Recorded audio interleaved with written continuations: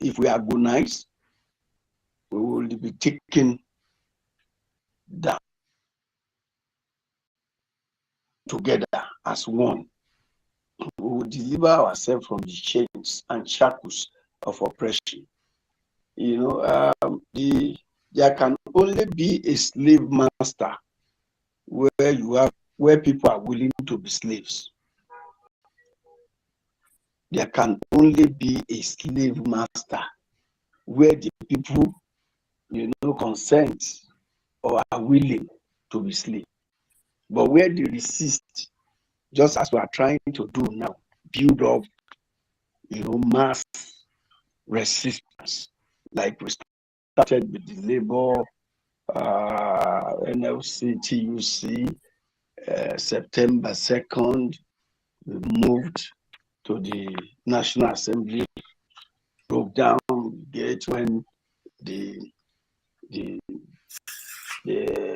security were trying to prevent us, etc. We need to do that. In the 90s, we did all that in the student movement. In the 80s, we will come out and then we tell government enough is enough and government will change. I remember the Babangida government change. It would have been an absolute authoritarian government. But because of the student movement at that time, conscious of their rights, with ideas and ideology, we were able to beat the government back. To that extent, again, we were able to lead the human rights civil society movement to beating the military out of government. And even after the annulment of the MK Abiola election, we also still struggled on the streets. Yes, we had casualties, but we triumphed. We brought in democracy. Eventually, we brought in democracy. So we cannot afford to allow our destiny to be trampled upon by those who just want to, feed fat on us. There is nothing they do than just to, if you look at what you call the subsidy regime, it is robbing the poor to pay the rich. There is nothing like even subsidy removal. It's phantom, it's phony. Because that has been long removed. But that because of the mismanagement of the economy and a lot of corruption, they wanted to bring something in to say, well, subsidy, and let us increase fuel price. And look at what happened today. Even the middle class is displaced.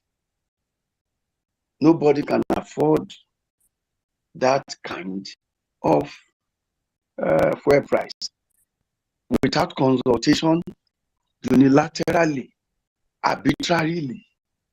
A government that prides itself to have been elected by the people, took a fundamental decision like that without consultation, without recourse to the Nigerian people. That cannot be called a government elected by them. If you are elected, you consult the people. You build consensus. You work out strategy. You have a plan before taking such action. You don't just throw the people into chaos and anarchy. So anarchy looms in Nigeria. Our prayer is that the military will not come and intervene, but the people will intervene. Because if care is not taken, what is happening in West Africa and Africa, just Gabon, Burkina Faso, will happen. Because the military themselves also, are in the society and they are feeling the pains too. and they know that the people are grounded, and therefore, and know the sentiment of the people. So we are praying that it will not get to that point, because what we are going through in Nigeria is terrible. So I want to encourage us that we need to be courageous, more courageous. We need to come out. We need to organize better. What Professor Pat Utomi and other leaders have initiated in this case is for us to be able to show government the power of the people, to demonstrate to government that power belongs to the people and not their agent in government. Democracy is about the people, both majority and minority. And therefore, the people of Nigeria, have the power to take their country back. And what we are doing today is democratic. So I will implore us to, while we expect Professor Pat told me, I'm going to get back to him now, that we be enthusiastic, we'll be hopeful. Justice will be done. Well, judiciary is a point, but then it's unfortunate that the society is going through a lot of rot, and the judiciary may not be an exception because it's part of the Nigerian society. It's unfortunate, but the people, if we are vigilant and awake, according to an adage, eternal vigilance is the price for liberty. Eternal vigilance is the price for liberty. So if we are awake and vigilant, we will have our liberty. But things are not right now. And so we have to engage government constructively and peacefully in resistance. What we are calling, what is supposed to happen is that the Nigerian people will all come out one day, a day of national action, where the Nigerian people will come out to demonstrate that enough is enough. Enough of exploitation. Enough of exploitation of the Nigerian people. We cannot continue like this, where the people are pauperized and people are dying daily. Just dying daily. We cannot continue. The Nigerian people, instead of the military, must come out to say enough is enough. We will have to decide that in planning. We have done it in the past. We did it in the 90s. We did this in the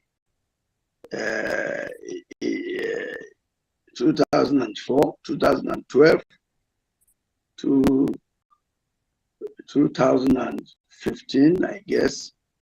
And then the NSAS movement. We must constructively engage and show government that power belongs to the people. Except we do that, government will ride roughshod on the country. Everybody will go down, and then one man will become a despot, and then life becomes unbearable.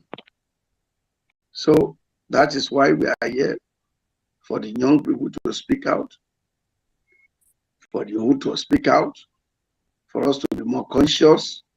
We are going to start political education, but strategic planning we also start for us to know how to deliver ourselves from the shackles of oppression. We are not happy that elections were rigged in Nigeria. Nobody's happy.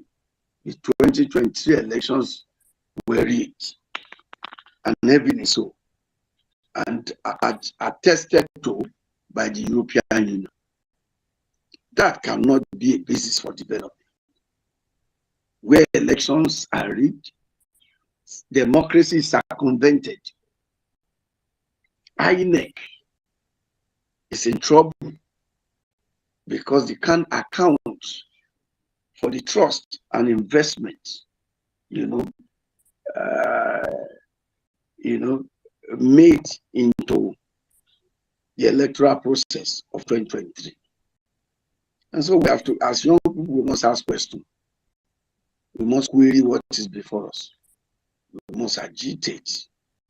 We must organize. We are revolutionaries. Young people are essentially revolutionaries because they are enthused by new ideas and they want to see change. So I'm challenging Nigerians and young people that power belongs to them. The only thing we can do is to unite to break our chains. Yes, we have our daily capitalist society and the rest, but we must organize. We must organize. It is time. It's to confront. And no police, no military will face the people. When they see that the people are united, no, we have led this struggle, none anywhere. None. But when they see that we are divided, yes, they will throw tear. But when they see we are united and there is a no, they will say, no, God, we can't do this. And that is what we are seeing in other countries where you have seen change from the people. So I like to appreciate those who have come to attend this very special State of the Nation rally and media chat. I don't know if Ambassador Nkoto is here in the house. She's chair of the United Action Front of the Civil Society and the spokesperson of the Labour and Civil Society Front. We have also invited a couple of people. Okay, I see Hilda Dokubo. I see Dr. Mo is here. I see Momo. I don't know whether it's Dr. Mo. I don't know if Nwokobia is here, Professor Nwokobia Jr., Dr. Idika Kalu, Mrs. Adeyemi, Mrs. Modupe Adelaya, Professor Shunaya, Professor Kila. They're expected to speak here. Comrade Usani, I'll still get to him. He's having challenge, but he's a Twitter person. So, great Nigerian people, it is time for us to bring our shoes. We must organize properly to be able to confront the behemoth in the house, and God bless us as we organize. I thank you very much for listening. All right. Thank you very, very much, Veteran Shay. That was a very wonderful submission, and I hope everyone got the message that was being passed across. The other speakers, I cannot see them on the space yet, but once they are here, they will request the mic and I will bring them up to the speaker section. Moving on. Oh, yes, she has spoken before. I don't. Oh, she has spoken. Yes, she spoke before you. All right. Yeah, so we're just. Who is this Momo? No, it's not Dr. Mo. This is Morris. This is Dr. Paul Moses. Okay, let me help calling Professor. Is Professor Pat Utomi? No, not yet. Okay, let me. The problem with us is this Twitter space. If we're to be Zoom. Yeah, I was just let me that we need to send them this new space because they might be trying to connect to the old. Oh, we have been trying to do that with the old one. Why did you change?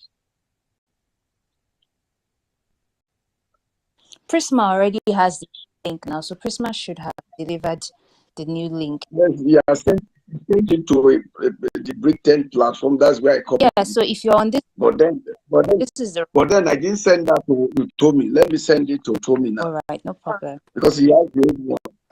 Okay, so Let me transcend. Well, all right. Please carry on. Where's our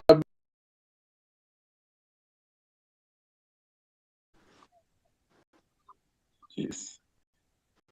Anyway, let me get Professor Utomi. all right. Veteran, I think you should. Sorry, veteran. I think you should drop a message on the Big Tent platform and on the civil society platform, because everybody will be struggling with this, with the old one. So if you drop it there, they will see. They will just click on it and join. As in all of them are old school All people. right. Yes, thank you. All right. Well, we learn every day. Okay, let's keep the conversation going. If you are in the speaker section, do well to raise up your hand. Thank you very much. I will pass the mic over to Uncle T. Thank you so much, Wayne. Please ignore the noise behind me. I hope it's not coming across to you on this face. No, it's I'm at a central train station. It's kind of loud. So, Veteran Jay, I cannot thank you enough. I just cannot thank you enough for coming onto this space today, right at this moment, right at this juncture in the history of our country. I honestly wish you had made it earlier. And when I say earlier, I mean right after the judgment came out. It would have helped to move a lot of people out of the slumber that they fell into right after the elections. I know you know very well that a lot of people, they fell into deep and serious depression. I know a lot that are still struggling with what happened on the 25th of February. A lot of us kept hope alive, hoping that the judiciary will do right by the people. We were disappointed. This is a juncture in our history as a people, as a country, a dangerous one. Though we don't have any hope in the judiciary, I personally don't trust them. I don't expect them to do right by the people, the Supreme Court in this case. But hearing from someone like you would really help to ginger and wake up a lot of obedient and well-meaning Nigerians who know very well what is at stake. We are talking about our country. We have nowhere else to go. That's our only home. And the sooner we keep hearing from folks like you, the better it will be to help the Gen Zs, the millennials, well-meaning Nigerians, both young and old, who still believe that the country can be saved. We all believed in Peter Obi, a lot of us. Time, energy, money, strength. I cannot start giving you figures. I'm pretty sure you put in a good load of hours yourself. So I just want to use this opportunity to thank you so much for coming on now. And I really do hope that we will hear more of this before we finally get to the Supreme Court. Because words from individuals like you, from Madam Hilda Dokubo, helps to lift up the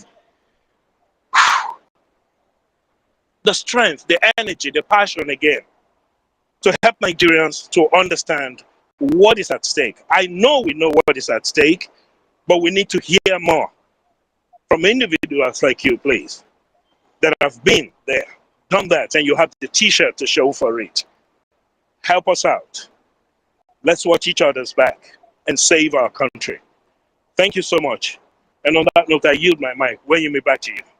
all right. Thank you, Uncle T. Please, if you are in the speaker section, do well to raise up your hand. Thank you. I'll pass the mic over to Engineer Vin OT. Big Vin, it's been a while we saw you on the space. If you're there, unmute your mic and speak. Thank you. Well, thank you very much, Wemi. Good to see you again. Thank you, ObiDients, for the support we received from you last year when we were campaigning for Peter Obi, all the other obedient contestants, and indeed my elder brother, Dr. Alex Oti. It paid off in Abia State, and I hope it's not disappointing. He need our support, he need our prayers, and also we have to hold him accountable. On that note, I just want to say thank you. I took a long break from space after December to look after myself and also to work on my mental health, because the cause of the obedient movement took turn on me. Not only that, it took a lot of money from me, it also took a lot of energy. We're hosting 12, 16 hours on a daily basis. So I just hope that this tempo we had will not be subdued by the elements we are fighting against. Nigeria issue is quite a peculiar one, in the sense that the government, the politicians, they have the algorithm of Nigerian people. Well, I know we are over how many 400 and something people on the space here, and I know there are people who are software engineers and technical, those who understand what I mean by the algorithm. It's a certain step you take to achieve on a certain result. So if you follow that algorithm, the result is going to be the same. So the politicians do have Nigerian, they populate the algorithm. So what am I saying by that is that Nigerian people are the most docile people in this planet Earth. Nigerians are the most complacent people on this planet Earth. Nigerians they have this lackadaisical attitude of waiting. They have time on their side. They want to wait. Look at what happened under Buhari. I left to United States when Jonathan lost the election. I came down here to study, and my elder brother then, his election was stolen in United States, so I decided to jet out to United States. It's been close to 10 years now, going to 8-9 years. Do you know how a child of 8 years, what class a child of 8 years will be in primary school today? That's the amount of time we have wasted under Buhari. And yet Nigerian people, what do they say? Oh, let's wait for him in the next 4 years, let him finish. But what we are not looking at is the rot, the problem that these people have created in these 4, 8, 10, 15 years we are letting them be. If you go through the internet today, God, is kind of quite scary. The level of moral decadence we are observing in the cyberspace today, stemming from Nigeria, the kind of news, and you think these issues are quite isolated issues. No, they are not. Just like what Joseph Stalin did in old Soviet Union, the most important thing, the most important valuable thing in a man or a woman, and when I use a man in this context, I'm referring to human being, is your brain. When your brain is captured, when your brain is subdued, you are finished. You become a tool. You become just like a wrench, a spanner to tighten up and loosen up in whatever it is that you are working on. That is what the government have done to the psychic of Nigerians. Oh, not long ago, some of us here abroad, we usually take pride in sending money home, repatriating dollars home. Do you know what we're doing this time around? We are repatriating dollars we have in Nigeria back to the developed countries. So if people like us, Nigerians who were supposed to come home to invest, who were supposed to bring investors, are pulling their own fund from Nigeria, their own country, I wonder what you think other people will do. You are looking for investors. What is the enabling environment? If you go through my page, I'm in Las Vegas. We have renewable energy conference going on in Las Vegas, and I have a very big facility here in Las Vegas. This facility was born during Biden, just a few years, 1 year after Biden administration. He announced this IRA, Inflation Reduction Act. The Inflation Reduction Act was an incentive given to United States manufacturers in steel industry to manufacture here in United States. The company I am working for now usually was in Mexico a year ago. We are here in the strip of Las Vegas. We're the biggest facility here, and we are springing up, spreading like a wildfire.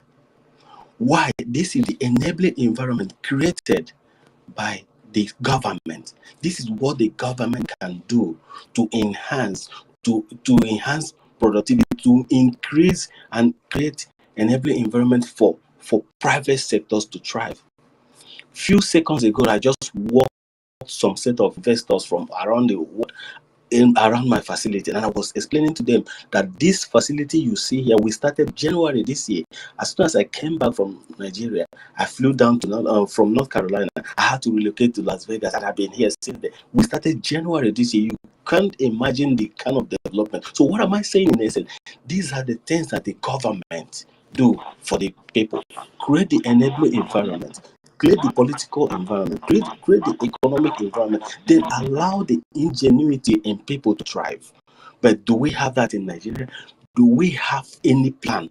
Is there any plan in Nigeria apart from somebody trying to be more of patriotic, empty patriotism? Do we have plan?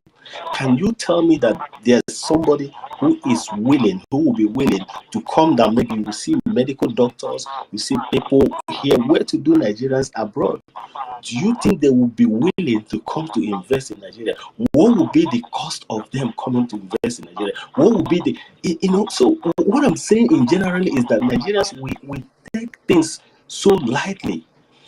The last speaker here made a mention of something that I listened to you. I'm speaking from my office. I listened to you. He touched on so many vital issues that has been bedeviling us as a country. Look at the young people today. We always talk about the future belongs to the young. The future belongs to the young. So what is the reason? What is holding us back? What do we have to lose at this point in time? We have to ask ourselves, what do we have to lose? We have lost our country. We have lost how many years? We lost 8 years. Buhari took 8 years. And the effect of what Buhari did in the next 30 years, if we start today, if we put a stop from that road, it will take us 30 years to recover from what Buhari did. What about now? Tinubu has started on that platform again. And look at what is going on. What do we want? What are we waiting for? We're waiting for miracle, right? We're waiting for God, right? We're hoping, right? Do you know what will happen in the next 4 years? Do you know what happens in the next 4 years of your life? And people will say, oh, you guys are in abroad, you are doing this. To hell with that, pardon my French. There is no place like home. Some of us did not come out abroad to stay. We came out to acquire education, acquire more education and knowledge, and come back home to invest. But there is no home to invest right now.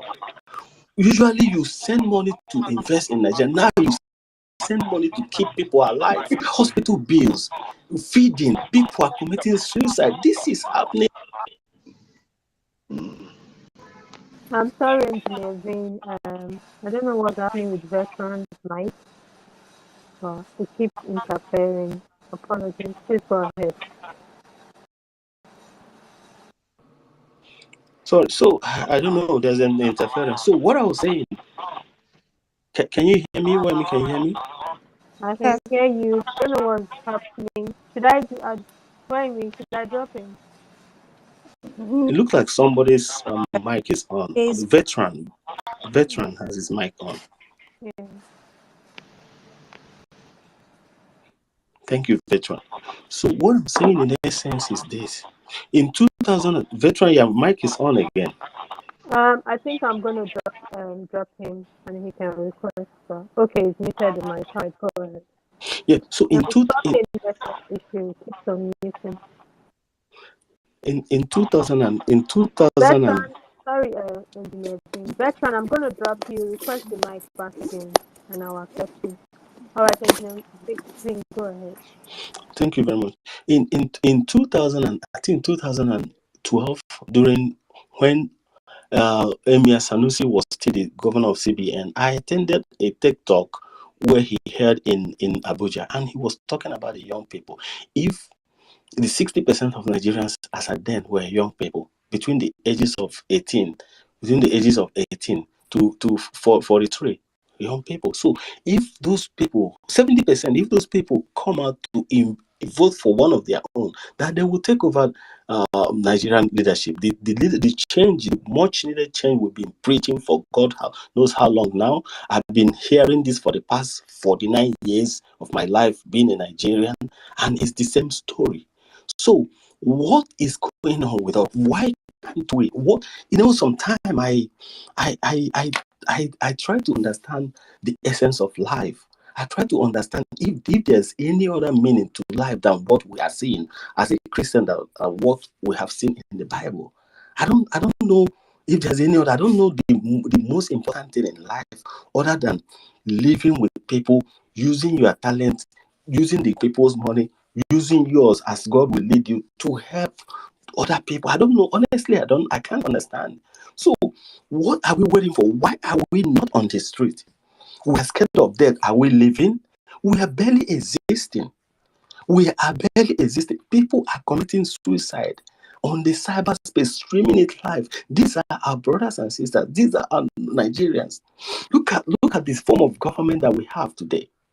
The same form of government that Joseph Stalin had during the USSR time.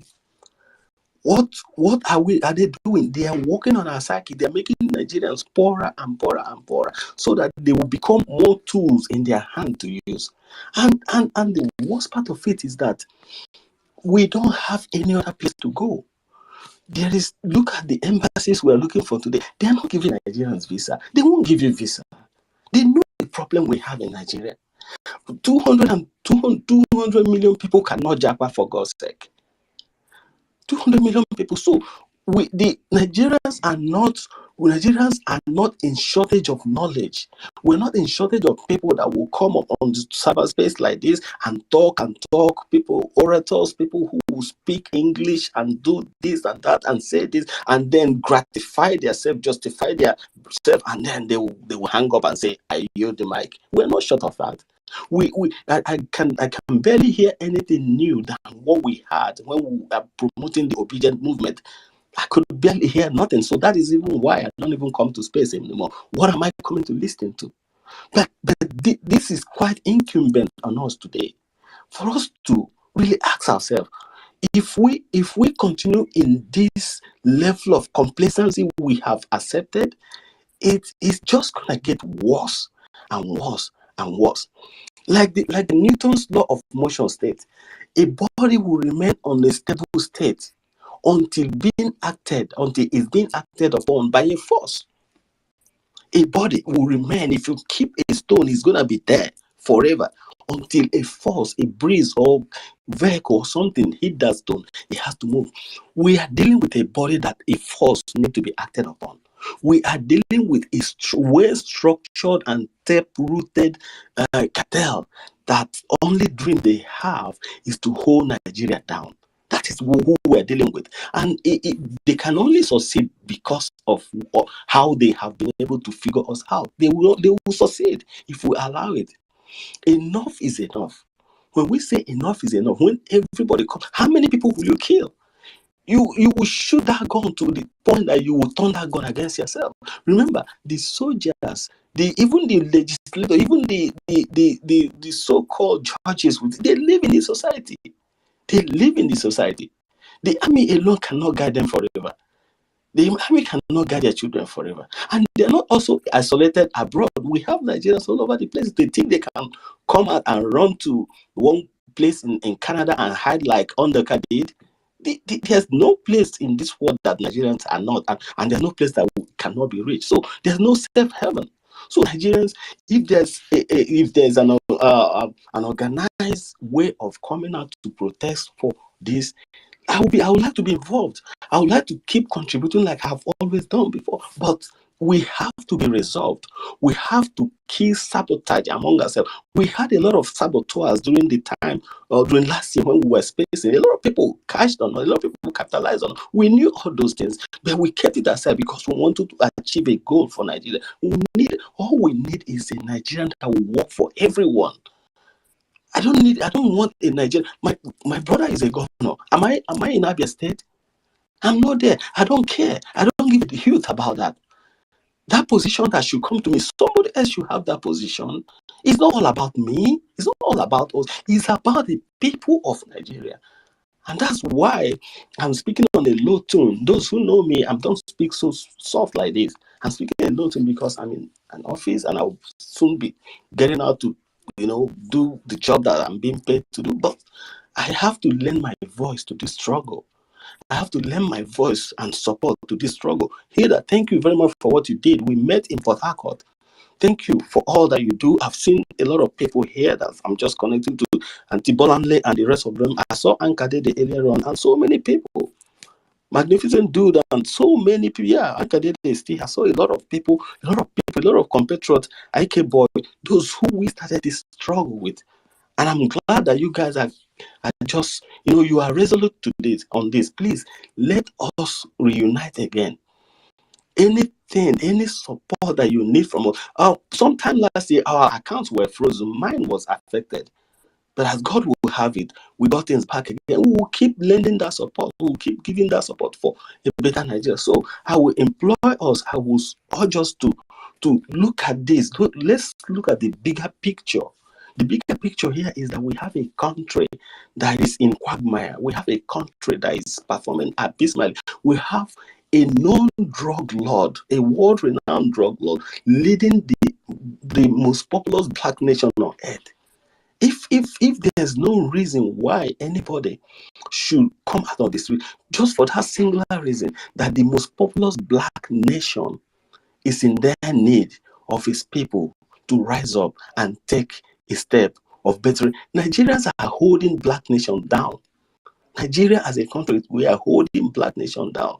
We are disgracing our black brothers across the world. We are disgracing all other African countries. And how long will we continue to endure this? How long? When do you think this problem, you think this problem is going to solve itself? It's not going to solve itself. Buhari did all he did. He looted all he looted. He brought in somebody that will cover him up. Tinubu will loot all he could. He will also bring somebody that will cover him up. So it will be from one protege to another protege to another protege. So it's not gonna, it will be a war without end. And Nigeria will keep going down and suffering and suffering and suffering. So in submission, please, whatever it is that we are doing this time around, let us have an open mind. Let us resolve. Let us define it. Let us go with a purpose. And let us go with one another, knowing that we are working. We may not even be the one to benefit from this. Let it be that we are doing something for generation yet unborn. Let us make that investment that our founding fathers made to grant us independence. Let us put our name on the stone of time. So I thank you, Wayme. I thank you, every one of you, for organizing this space. And I hope, and I'm open to be contacted. Any kind of help you guys need around, I am open. My DM, everything is open. I don't lock nothing.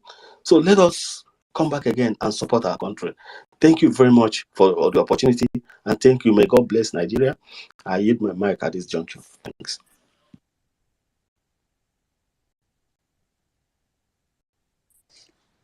All right. Thank you so much, Engineer Vin. That was very, very emotive.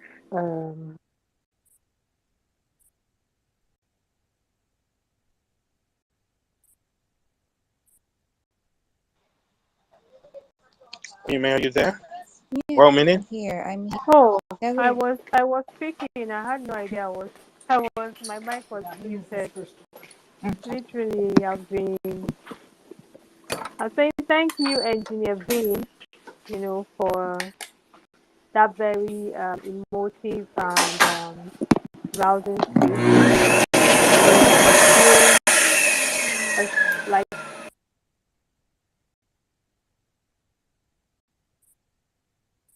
Anyways, Okay. okay. Yeah, I was going to say, Nello, start from your My background. mic. Yeah, my mic just keeps missing. I don't know what's happening. Network, I guess. Maybe you're experiencing INEC, sorry. Bruh, All as right. If in, you are in the speaker section and you want to say something, do well to raise up your hand. Thank you. While we wait for the other speakers to be here.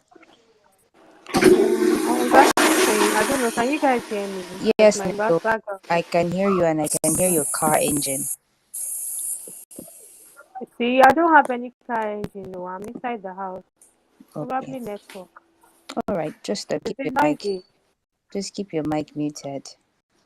Okay. UC, over to you, please. Good evening, Nedo. Good evening, Waimi. Good evening, well-meaning Nigerian, Mr. Tony. Hey, Mama Hilda. Good evening to you, ma. It's a pleasure to have you, Engineer Vin. After running away since the elections, trying to regain your momentum back, you are welcome once again. And everybody, Jimmy, I see you down there, Bolanli, Magnific Dude, Madonna, Kadede, Honorable Adora, Mr. Colladi. Good evening to everybody. Judgment versus justice. It's a lot. It's a lot. You see, the great Lord Den in MR have provided for or has provided us many quotes that as lawyers or as people who are members of the legal profession they can always run to tap from his wealth of wisdom. And in one of them he says that our courts are courts of law, but may they never cease to be courts of justice. So irrespective that the courts must apply the law, the courts must remain courts of justice, because in the very duty of the application of the law, it has to be founded on the principles of justice, because one of the functions of the courts, one of the functions of law is to create order, peace, justice, fairness, a lot of them, as you may like to mention. So, our courts dispensing justice, or have they become courts of technicalities? You see, one problem about technicality is that technicality is a part of the law. It is actually a part of the law. But any technicality that impedes justice, that technicality is not supposed to be held on to. So if there's any technicality that its application would show that justice is not being done, that technicality should be thrown into the bin as fast and as quick as possible. What we've seen coming out of the election petition tribunal, it's nothing short of, I don't know, a misapplication of the law. The court misdirected itself. The court erred in applying the provisions of the law on all grounds. In fact, the only place I can say that they didn't err is when they were talking about a person's membership. That is when you want to talk about membership to a political party and whether an outsider can question it, or whether by being sponsored by that political party to be their candidate in an election that you have duly fulfilled the provisions of the law. So there is the law under section that is section, let me try to remember, section 149 of the Electoral Act.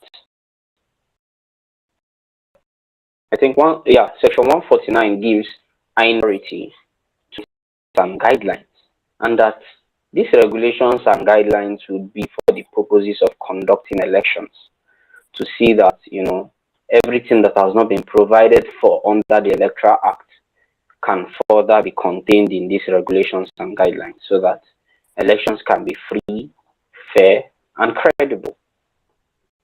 In the provisions of the Electoral Act, the law gives INEC the discretion to decide how it wants to conduct. And INEC further exercise that discretion by doing what? by providing for that regulations and guidelines. You see, one of the problems I have with the judgment of the court is that the judgments refuse to refer to bodies of laws that have upheld several decisions. If they had looked at it, they wouldn't have even spent all the time that they spent in coming up with this judgment at all. I'll give you an instance. Now, under the provisions or by law, I will give you a particular case where it was held. In fact, there are a lot of them that where INEC has provided for a subsidiary legislation, that subsidiary legislation is deemed to form part of the laws, part of the Electoral Act, and it becomes binding on INEC, who has created it. There, you can see that in the case of Judah and another versus Salau. This case was held in 2019. You can also see another case of Wombo and another versus Bandi. You know, in all of these cases, I can list a lot of them for you. The court held that once you have provided for a regulation and guideline, it becomes binding on you. You cannot rescind it. But INEC provided a regulation and guideline, and in the middle of the game, they changed it. Is this just? Can such judgment be deemed as a dispensation of justice? Another thing is, if you guys remember, there was a time I was talking about something becoming of judicial notice. Anything that is contained in the provisions of the law is deemed to have become of judicial notice. So, where there is something provided in a subsidiary legislation or even a law, the law is going to recognize it. The court is going to recognize it as being of judicial notice. So what happened with the regulation and guidelines is that the court refused to take, and when I talk about judicial notice, I'm simply talking about something that is now to the knowledge of the court. So the court cannot run away from it, individuals cannot run away from it because it is provided in the law. So the court refused to take judicial notice of the regulations and guidelines, which stated that there shall be an upload and electronic transmission to a collation system and further to the IRF. Not only that, in this same judgment, they told us that the Federal Capital Territory is now the 37th state in the Federal Republic of Nigeria. And it led me to, announce my commitment and a quick dive into politics. Yes, I'm now a politician and I'll be vying for the seat of governor of the Federal Capital Territory, Abuja. Because when I was reading that judgment, I was marveled. If the court has stated that provision actually talks about the 25% should be gotten in 37 territories or 37 areas, I would understand. But the court used the word 37 states. It is unheard of that within the provisions of the Constitution has provided that there shall be 36 states. And the law went ahead in the first schedule to list these 36 states and their local government areas, their capitals, Abia, Adamawa, Bauchi, all of them were listed there. And another separate provision of law now stated that there shall be created for the Federal Republic of Nigeria a place that shall be known as the Federal Capital Territory, Abuja, a territory, not even a state, because it does not even have the features of a state. It does not have a governor. It does not have commissioners. Absolutely nothing. But the law or the court looked at the provisions of this law, looked at the cases before it, looked at the arguments before it, and called FCT Abuja a state. It's actually a pity, because if we can no longer get justice from the courts, I wonder where we can get it. I truly wonder where we can get justice. If we cannot get justice from the courts, where else can we get justice? Another thing about this judgment is that there is no commitment from justices who have spent close to or more than 40 years in this legal profession. Some of them, during the subsistence of this case, we're talking about how they've been lawyers or how they've been in the profession for more than 40 years. And in the entirety of this judgment, they could not talk about how to solidify a proper and credible electoral system. They did not reprimand INEC for the monumental fraud that INEC committed on the 25th of February and on the 1st of March. Nothing. Nobody was punished. Nobody was reprimanded. Absolutely nothing. It shows you that these judges are only ready to continue to support impunity by their judgments. That the INEC chairman approached the National Assembly and requested for over 300 million naira for the purposes of conducting an election, incorporating the BVAS machine into the election, creating a portal system for it, creating a back end, creating a repository that will house results from the 36 states of the Federal Republic of Nigeria and the Federal Capital Territory, Abuja. But they failed on these promises. Where did the monies go into? INEC went to the court and told the court that they experienced glitch, that there were over how many million attacks on their portal prior to elections. All these claims before the court were not proven by a single evidence. By a single evidence, it was not proven. They did not bring IT specialists from INEC to prove it. They did not bring AWS, the people who handle their application on AWS from INEC to prove it. They did not bring paper trails. They did not bring data. They did not bring anything to show that indeed there was a glitch and that this glitch hampered with it. But the court upheld the views of INEC, the views of their lawyers, the views of Tinubu, the views of APC, the views of Shetima. I find it rather baffling that we are at this point where a hallowed court like the Court of Appeal cannot do a circumspect job to carefully consider the law. Carefully, see, if this judgment is given by a magistrate, believe you me, I will understand. Because for some of them, if you have the proper connect, immediately you are even called to bar. You can be a magistrate. It happens.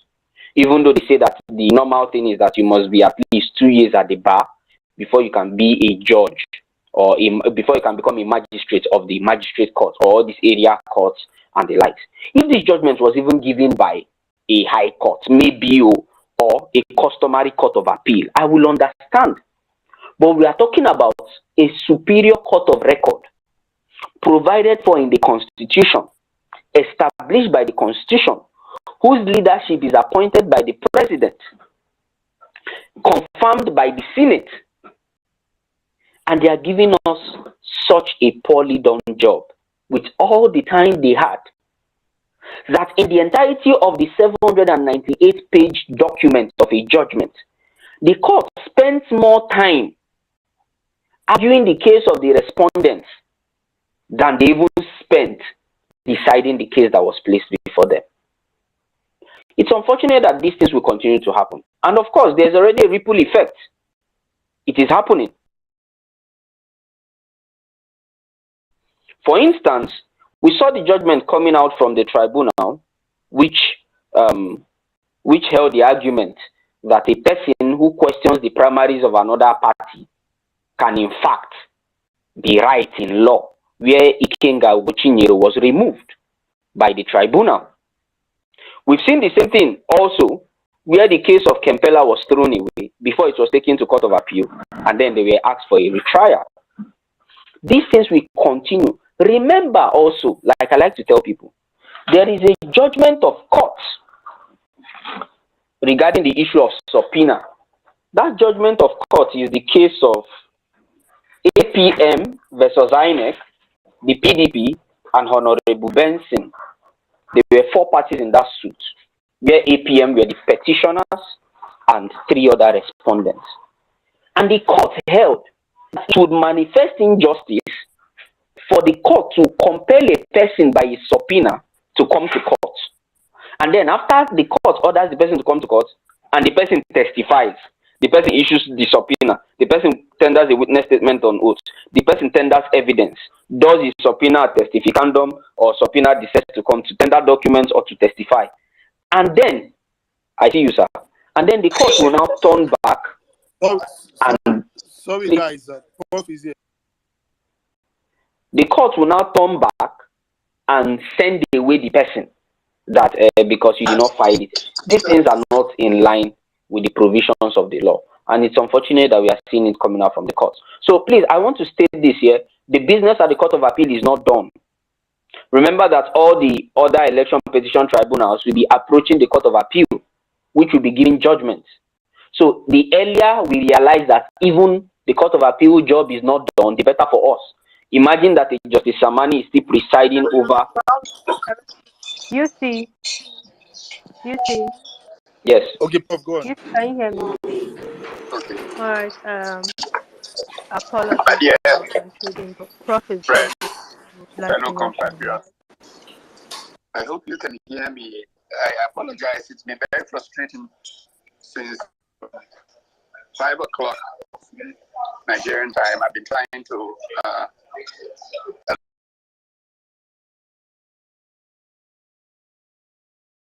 microphone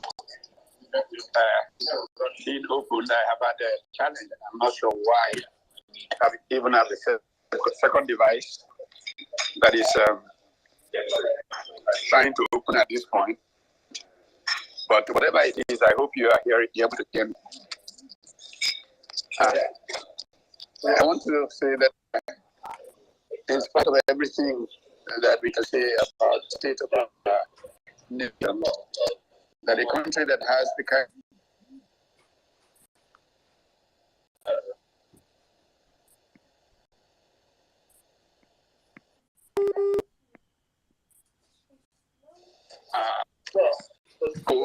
compatriots. Nation building is work in progress, and I know that we will issues and challenges that we eventually will overcome by God's grace. But for some of us who do not take any perfectionist view of nation building and recognize that there are parts and stuff that the problem is, the present situation is just far too much to bear. And it's not just that it's too much to bear, it is that if we don't do something extraordinary and dramatic, the consequences may be hard to redeem in terms of the desire we have for a country that we are proud of. And why do I say this? I mean, the sense of deja vu that I feel, having been in the struggle for so long, obviously does not begin to compare to the sense of foreboding, sense of fear that I have about the great state of our country. And let me put it in some context so that you may have a feeling for why I am almost desperate that my whole life's work is about to go to waste.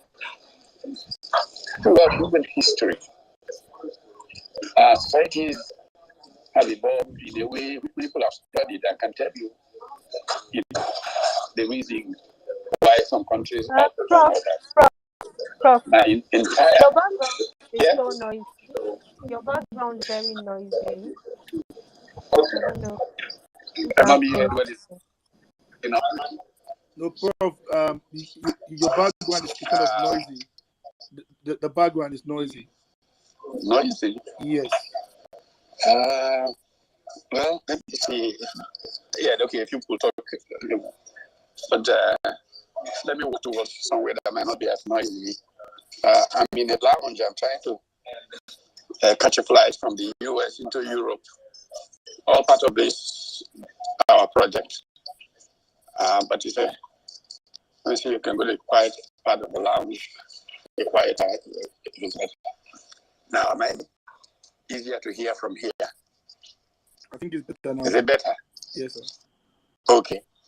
So I was saying that, I have had 50 years of this struggle.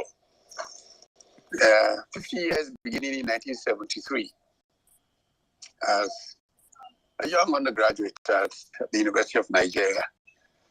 You know, Kunle Adequiju had been killed by the police in Ibadan, the University of Ibadan. And the students marched out, protesting that year, the year after, wanting justice for Kunle Adequiju. And the establishment tried to fight the student population. Now, if you remember, at that time, there were only 5 universities actually in the country. And the one that I was at had just come out of the Civil War.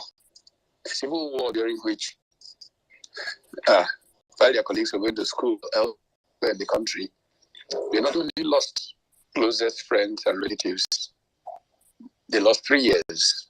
Most of them entered the university in 1967 and were still there in 1973. So, from an emotional point of view, they just didn't want to be bothered. They just wanted to focus and get done with their studies. And emotions matter. That's what we're dealing with now. These emotions are being dredged up in all kinds of ways today. However, there were those of us who saw human solidarity as central to our humanity. And we try to rally students at Nsukka to come up in solidarity with students elsewhere in Nigeria. By January 1974, all the universities in the country had been closed down by the authorities except UNN for the public demonstrations.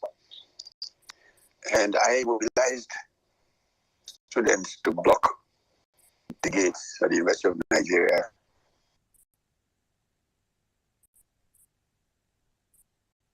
And also students. We found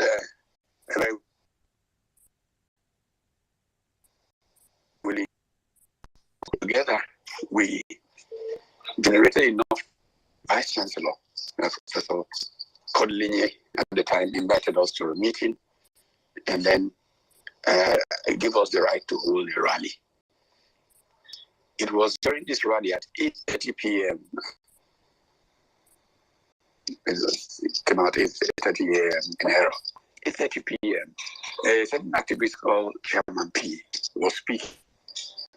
Today, the 6th of February, 1974, will be remembered as a day that the people who were mentally demobilized after the Civil War were physically demobilized after the Civil War, were finally meant to shout as people shout in rallies. When it occurred to me that it was my birthday, my 18th birthday. Now you can imagine the kind of passion that leads you to forgetting your birthday. Since then, we have been in trenches one after the other. We would think that after 50 years, that the fruits would lead our country to progress. However, unfortunately for us, our country has had a succession of very self-centered people who have cornered the leadership position in the country. In doing that, they have literally put a block on progress. And most people who don't think deeply enough don't understand how dangerous that is. Now, my research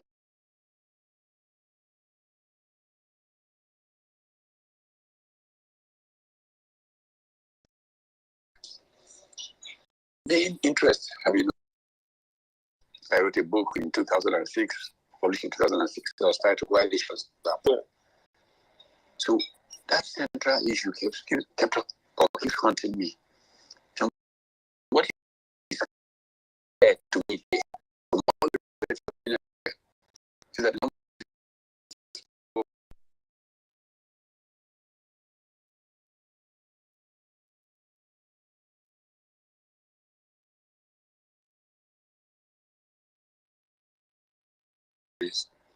one,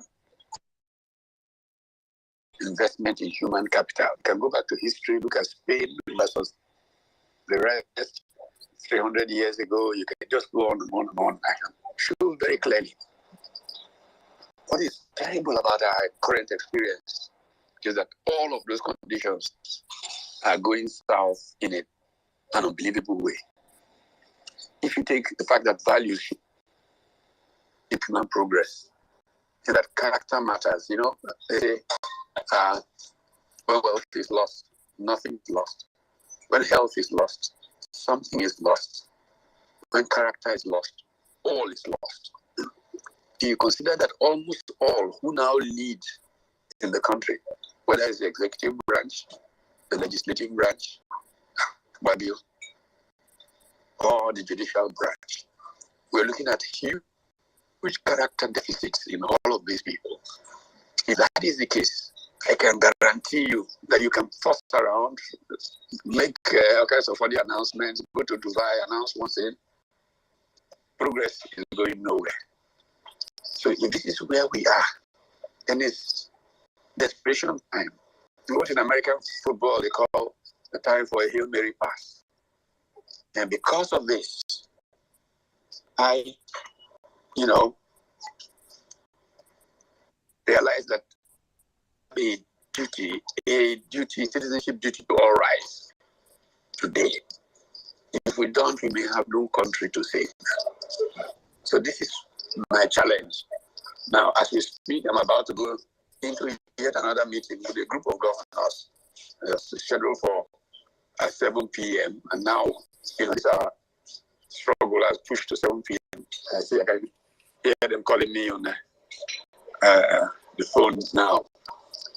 But we need every real citizen now to rise, each one creating their mode of expression, their mode of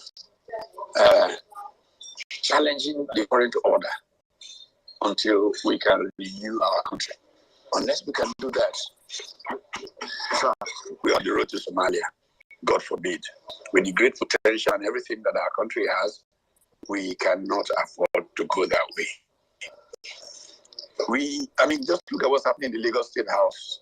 It tells you exactly where the mindset has brought us. We don't need technocrats. We don't need people who think. Just for people who can carry ballot boxes and let's share positions to them. That's where our country has come to. We are the laughing stock of the world in spite of all the talents that we have. In this age that has been described as the aristocracy of talent, the age of aristocracy of talent, we are floundering.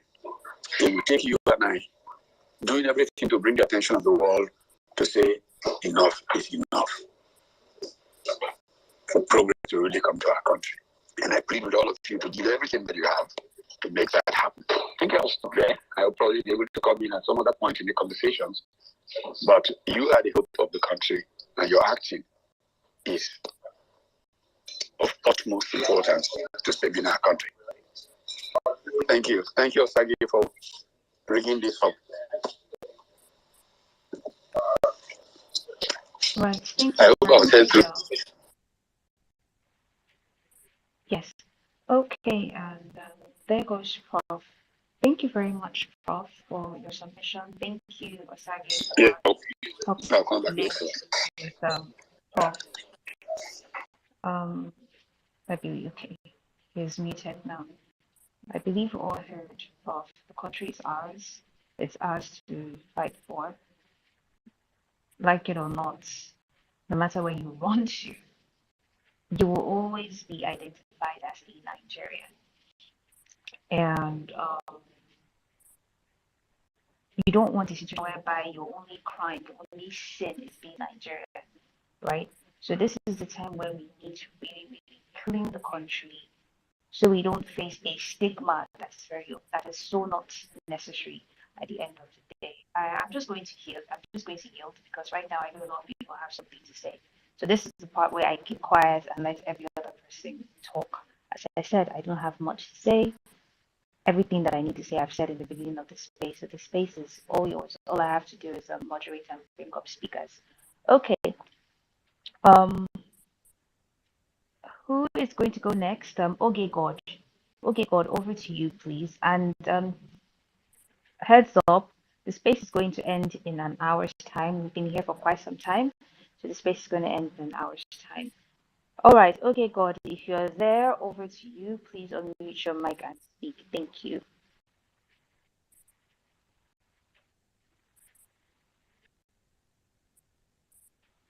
Is okay, God, there? Oh, okay. I think she's still connecting. All right, comrade. And if you're in the speaker section, do also raise up your hand. Comrade, over to you.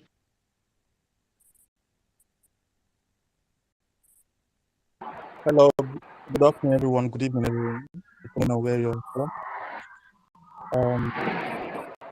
The situation of Nigeria today is really a thing of tears to every young people across the world. And for us, Nigeria, we have lost hope in the system. The system has been hijacked by few individuals who impose on us, the people of Nigeria, the leadership that we did not voted for. We must actually, go to the gutter with them if we want to reclaim this mandate. If we want to reclaim our rights as people, we must dance with them like the pigs. If they want to the gutter, we go to the gutter with them. If they want to go to the moon, we go to the moon with them. If not, we will continue to cry and nothing will change. We allowed a nomadic man who knows nothing, next to nothing because of tribalism. We allowed him to plunder our economy for 8 good years. And this is where we are right now. And the people rose up to challenge the status quo, voting who they think will deliver their country, voted without tribalism, voted without religious sentiment. The same few cabals sat somewhere, used their own system, and hijacked the will of the people. Every right sense thinking Nigerian must rise up, do the needful, even if it involves protesting, to make sure that this mandate is reclaimed. That's my own suggestion. Thank you. All right, thank you very much, comrade. All right, and I will, please, if you are on the speaker section, do well to raise up your hand. I will go with the people who have their hands raised. Your hand raised and waving are absolutely two different things. They are absolutely two different things. So I will go with I stand. I stand. Over to you, please. Yeah, thank you very much, weighing me. I totally agree with Prof's submission, but before I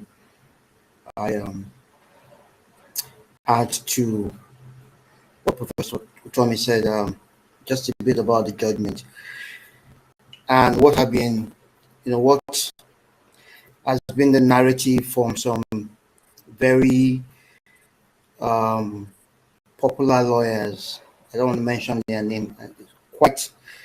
Quite ridiculous and quite unfortunate when I hear when they talk. So there is this sense and there's this narrative that is being pushed out. See, whenever things happen as a fallout of of our laws or processes, rather than talk accountability, self-accountability, and consequence, we talk about making more laws. So I hear things like, what do we think we can do, to improve our electoral laws and processes? No, we don't need to do anything. No, we need to make people who have not been held accountable to account for their misdemeanors. We need to, push for consequences. You have an electoral body that passed an act. I mean, National Assembly passed an act to enable the electoral body to conduct elections. And some of the principles of that act was, one, to enhance and uphold public trust, to promote transparency, and all that. I didn't see the justices, dive into that matter. That where is the public trust? Where has the public trust been held? What about transparency? Was there anything like transparency? Because I am worried that these justices are not concerned that a man who's purported to rule over 200 million people, less than 8 million or thereabout people voted for him, and they want that man to sit down there and answer and be our president. That number frightens me. That very idea of not having these people held accountable for what they did worries me. That's the problem, and that goes to the very core of what Professor Utomi is saying. That one, we need people with character, and if you have institutions that have people with character, people who have the capacity, and people whose value orientation is one that speaks truth to power, people who understand consequences and self-accountability, then we're going to have a problem. We're going to have a country that will be worse than Somalia. So people should stop talking about moving on. No, we don't need more laws. They should stop it. Every time there's an election, you're looking forward to the National Assembly, trying to amend the laws. Nigeria is a country with so many laws. We are overloaded. And I'm one of those persons who believe that it is not every part of human behavior that you have to legislate. People must act like human beings. People must have values. Values make societies what they are. It's why people want to rush to America and Canada. And it is because they have a value orientation that holds people to account for their actions and their consequences. So this talk about no, we cannot move on. There is no moving on. There is no amendment. Because if you amend the Constitution and then you have a Justice Samani who would sidestep that same Constitution and bring what is called fraudicalities, as they call it, technicalities, they would always find a reason to do a hatchet man's job. It's unfortunate, and this is where we are in this country. We should stop talking about moving on. And that's why, in my own little way, I'm doing all I can in my own corner to make people understand that for those who are responsible for where we are, they must be held to account. Every one of them. I don't have to come and say what I'm doing on spaces. I don't do that because I treat information as a commodity on a need-to-know basis. So I won't sit down on spaces, but I'm doing my own little part to make the people in my own corner understand where we're at and why we cannot have this kind of country. It is not going to work. So we should stop trying to talk about moving on. You go on national TV because you have access to come and talk to people. You don't tell them, you know what, oh, the OB's legal team, they didn't do this, they didn't do that. And I think, okay, the National Assembly should go further and, see where they can make it very easy for, the petitioners to have a successful petition. And then also INEC should be put in a situation where they should also come and defend the elections they conducted. Look, if you shift the goalposts to make INEC to come to court and defend the elections, it's the same human beings that you have who do not have any, moral fiber in their being. These same characters, if we do not address that issue of capacity, that issue of human capital, that issue of value, if we do not address it now, and you go and do laws, these same human beings will sit down in the hallowed chambers, in the court, and do the same thing and we'll be back where we are again. And that's where we've been, because we do not talk consequences. See, I'm going to round up now.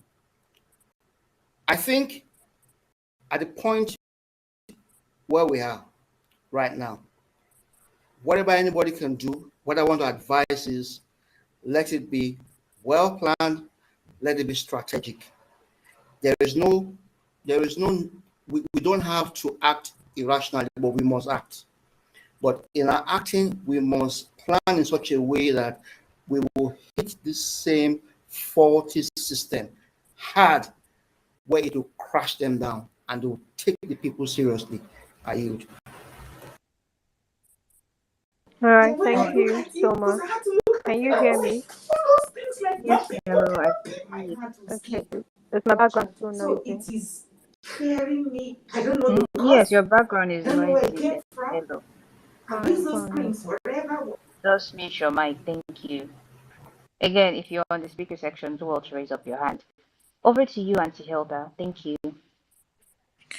Thank you, dear. I was just going to sit through, but I don't know if any of you have noticed that they started off a campaign yesterday on somebody name any mega projects that PO carried out in Anambra.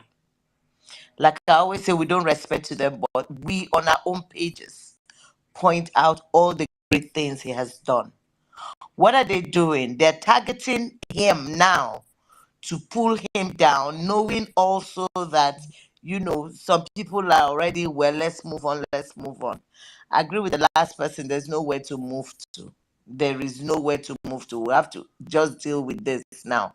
That's one campaign that they have kicked off. They have also kicked off another campaign. INEC is saying now they want to publish the results. Where did they get the results that they want to publish now? So it means that whatever trading happened with the judges also happened again and afresh with INEC. I recall INEC saying they had glitches. So suddenly they don't have them. They now have results that they want to push out. Whose results are those? Three, I don't know if you have also noticed that their same campaign team are already pushing out things about what the judges said or didn't say. They're trying to force us to believe what does not exist. Whilst we're looking at judgment versus justice, we all know that that judgment is clearly unjust. We know that that judgment was, judgment that even the judge was petrified to read. So much so that they spent 8 hours reading. Words began to sound very heavy. I'm sure that they read some paragraphs and they were like, Jesus, a judge wrote this? But, they had were soiled, their mouth was full. They didn't know what to do. They couldn't throw up.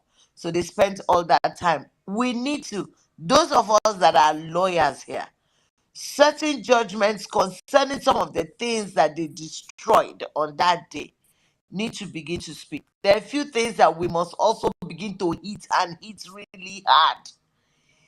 If the constitution, the election, is what gives right to the constitution, what do I mean by that? It is government of the people, by the people, for the people. So it is people voting in people to serve them. That's the clear meaning. We didn't vote this person. We didn't. And this we the people is not us. This we the people here in this instance is actually the judiciary and INEC. Only these two people are the judiciary, and it's not even all of the judiciary, because amongst the judiciary we still have people with brains. As for the legislature, we don't even know what they're doing. They are not looking at the laws, nothing. They're not coming up with new ones or even empowering old ones. They're not doing anything. They're just sitting down there sharing part of the 40 billion. I'll be 17 billion. God knows how many billion they give to them to share. So it's just been money, money, money, money going. In this last 100 days, several things have happened in several countries. I think that this is not just about taking back our country. It's also about, since you people have killed this constitution, can we get it off the way? So there's no constitution anymore, because Nigeria has no constitution, and if Nigeria has no constitution, then Nigeria is not a country. It's just as simple as that. Then it means that it is time to reconstitute Nigeria. So we are either reconstituting peacefully or the way they want it, because it is not us. ObiDients have been very peaceful. Everything we have ever done has been peaceful. We have never ever done anything unruly. They are the ones who sent us out. They are the ones who sent people to shoot. They are the ones who sent people to carry ballot boxes and to run around. ObiDients have never done that. We have never pushed that agenda. But we're at a point where we must, that's, I think it's Bob Marley, stand up, get up, stand up for your right. I think this is when it should be played every day on radio, every day on TV, in our cars. We should begin to say it is time to stand up for our rights. Maybe we need self-motivation. Maybe that's what we all need. We need self-motivation to get up and move. There are individuals amongst us we know who are right now in deeper shit than when we took off. Forgive my French. Than when we took off. They've collected money, so much money. The people who were at the tribunal, they called some of them back. As for the ones in River State, they paid some of them 7 million, some of them 10 million. We know them by names, and they know me. I tell them straight to their face. I don't have time for rubbish. I don't. But the Constitution, maybe that's what we need to all hit now and hit down. Maybe, maybe not. But we all need to begin to speak up. Those items that they have raised, don't go to their pages to respond. All of us who know all the mega things, I don't know how people do not know that being able not to put a state, to have a state operate in corruption, is a huge achievement. We need to begin to point out those great things that PO did that no other government, no other governor achieved in their state. Nobody can begin to equate PO and Obiano, I don't know what his name is. Nobody, there's no comparison. There's no comparison even with Soludo. Soludo needs to work at least 20 years to catch up with P2B. So let's begin to on our own pages so that we drown them. This nonsense that they are pushing around on Twitter needs to stop, and stop immediately. So please, I just saw those things online. I thought I'd mention it to this house so that we can begin to deal with them. We must not allow anybody throw any smear of any kind in the path of on the path of P2B. Please, it's very important that we preserve his integrity and honor. He came with it to run. We do not allow anybody smear him. Anybody, we don't care who he is. He didn't do drugs with them. He didn't fake his certificate with them. He didn't forge anything with them. He didn't commit perjury. Nobody should try to rub that on him. Trying to call him a liar is wrong. So we must protect that part of us, because if we don't do that, then they're going to begin to also come for some of us and want to smear us. We don't need that, not now. I yield the mic. Thank you very much, Auntie Hilda. Thank you for that submission. I hope that's clear. We know what to do at this point. Okie dokie. I will pass the mic to Alogra, Peter Obi's second son, Chukwu Neka 49488. Alogra, over to you, please, if you are there. Alogra, are you there? Good evening, all. Can you hear me? Yes, I can hear you. Okay, good evening, house. I greet everybody once again. My own, I don't have much to say. I've been an advocate of taking by force. The Bible said that since the death of John the Baptist, the kingdom suffered violence. I don't believe in too much talking. I don't know how to talk. I can't even speak. I'm a man of action. I've said it several times in any place I had the opportunity to speak. Let us gather ourselves back like those days of 1 million man. By the time these people find out that these people cannot stop, I believe that nobody, as far as Nigeria is concerned, that is staying in this country that is alive. If we should die, let us all die at once and let this country go. Let us mobilize ourselves. And much as even if it is in that Abuja, you understand, I wouldn't mind. I've said it, I mean, presently in Delta State. I can sponsor people. We will go to that Abuja, we will die. We will not even eat. If impossible, or some people can be cooking and be like inside. Let them be bringing. If we keep on talking like this, these people will be laughing at us. They have caught us unaware. I said it, Mary, that useless. I'm sorry to say this. I'm sorry to use this word, but don't mind me. That because I believe that she was the one, coupled with fashion, that wrote this rubbish that these people came up. They thought that they are judges. They are not judges. You understand? Let us cap in Abuja. By the time that they will, if let them bring out their DSS and everything, all of us are in the cells. Let them go and build more cells. By the time they will see that these people cannot be controlled, they will temper the justice. Even military, if possible, let military take over. Because they know understand this constitution. They know that what these people did, that this man is what he's doing is to buy his way through. You understand? As far as the judges in Nigeria, he has bought everybody. So they are going to rule. But they don't know the constitution. They understand that these people, yes, they are right, they are fighting for their own rights, for the constitution to be upheld. So if anything that we can do, let us call that so day, let everybody come out.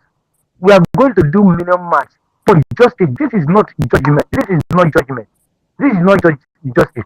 They just want to pass judgment.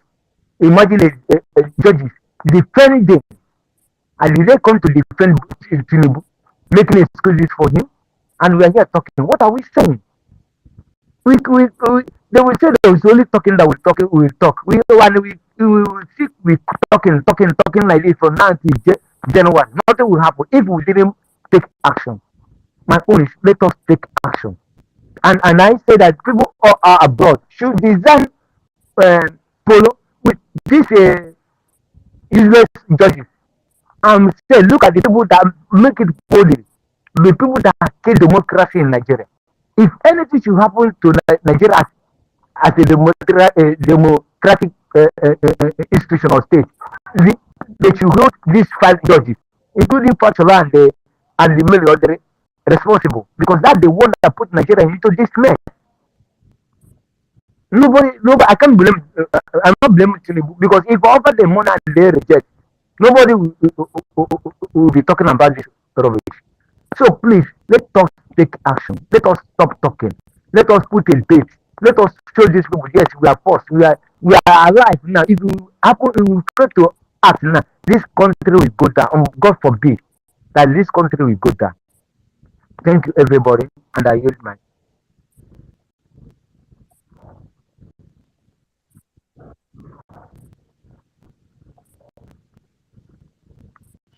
All right, thank you very much, Alova. We'll be taking 2 more speakers and we will end the space. Again, if you are in the speaker section, raise up your hands. If your hands are not raised, I'm going to skip you. Scout's honor, I will skip you. Okay, nobody's hands are raised. Nello, are you there? Nello, if you're No, there. sorry, I raised up my hand. Do you see my hand? No, I did not see your hand. Okay, my hand was up, so I'll be waiting since. All right, go ahead. Okay, this is Robert. My fellow colleague, my senior brother, spoke before, which is Professor Pat Utomi, and what he said is very clear. I think his speech today was, or is different from kind of more direct, a little bit more direct, though some details are missing. Why? Because maybe we live in Nigeria. But thank God that we heard him. I think I also like what you see Marcel also say in his video. If you are there, maybe you're listening. I saw the video, I was happy. That was words of protest, words of speak now, words of stop talking, words of action. And the last speaker also spoke. And the previous two speakers also spoke. And the last lady also spoke. Again, action. And today I'm a little bit tired. Before I go take a shower, I'm going to speak what I want to say right now before I go and watch football to release my energy, to ease my tension. Today I spent about five hours, and we are less than 100 on that space. And we do the space every day, and the space is focused on action. So I want to round up with this. I think in that space, what we do, I want people to come and correct me, to teach me on how to do it better. And these are the things we need to work on right here on space. We want to really gain what we want to gain. So I begin with 3 words and end with 3 words. Number 1 is what and how. You know, why the failure of the judgment? One of the reasons is us, Nigerians. We are the reason. They went that way. And why the success we made online, the contribution, the 1 million, all those beautiful things. We are the one responsible for that success. That we won the election. We did all we can do. It was not talk online. It was talk with action. And we were monitoring the process, all the spaces, from violence to 1 million march and all that spaces. We are focused on monitoring. After our election, we made the biggest error. And that's what I talk on my spaces. I said, let's come and talk about the errors we make that motivated these judges to do what they did. Because if the people are quiet, judges will do the same thing in the Supreme Court. So that's the why. Why? And why do we need change? Nobody will know. We don't know how to talk about why we need change in Nigeria. I will go to the next one. What? The answer is, what can we do now? There's a quote that says that if you keep doing the same thing, you get the same result. So if ObiDients and all well-meaning Nigerian big tech, we keep doing the same talk online, it will get to Supreme Court. It will pass Supreme Court. The same result we're going to get. So what can we do? We need to do something new, and that something new will be exactly what we do it before election. I said this on spaces, they took the mic from me. They didn't allow me. But now we see the result. So what we need to do right now is to do everything in unison. Not you go and do what you want to do. Everything unison. We have to promote this peaceful protest. We have to analyze what protest is all about. But most people don't know about protest. They think it's violence and the spirit is only protest. We have to talk about the antecedents of protests around the world. So we have to focus on protest so that everything we do, we're going to empower that.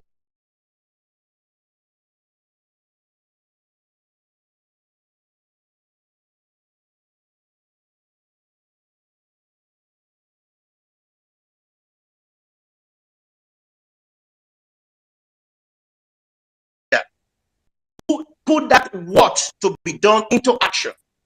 Because it takes action to take a country, not talk, like some speakers have said already.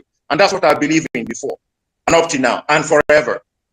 Right? So we have to work together and do massive protests, non-stop, peacefully. It does not necessarily mean we have to be million march only. No, million march will be going on, and other things will be going on. That's why we introduce ports and pants. Heat it from your home. UK did it, Spain did it, France did it. The result is phenomenal. Nobody will shoot you from your home. People are doing it right now since we started. But the crowd is not much yet. The flyer is put on the Jumbotron right here. The flyer we design. You look at the content there, you can amend, you can adjust, blah, blah, blah. So this is what we print this flyer. We have to monitor our action, not talk. Not talk. No, we have to change the strategy. Because this talk, we're able to blackmail them online. I could say that our online effort since last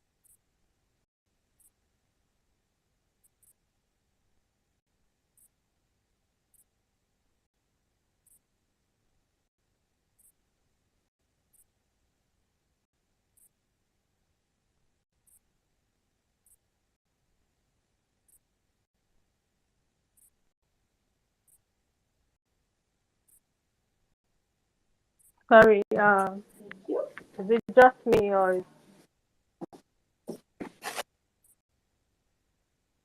yes, we can. Okay, Prof, kindly wrap up so that we can have a exactly. I don't know. discussion. I was taking off the mic after the request again. So to round up the last, I talked about why, I talked about what, I talked about how. How is to promote this very protest on daily basis, not individual. It does not work because Mahatma Gandhi was not online. It was peaceful. They ran for whatever, they stay right there. They beat them, they don't retaliate.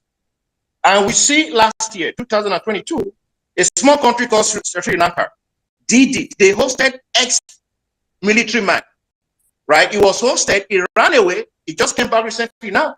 A new president came. Why? The people marched in numbers to the presidential palace, right? So we also see that just today, because I speak good Spanish, right?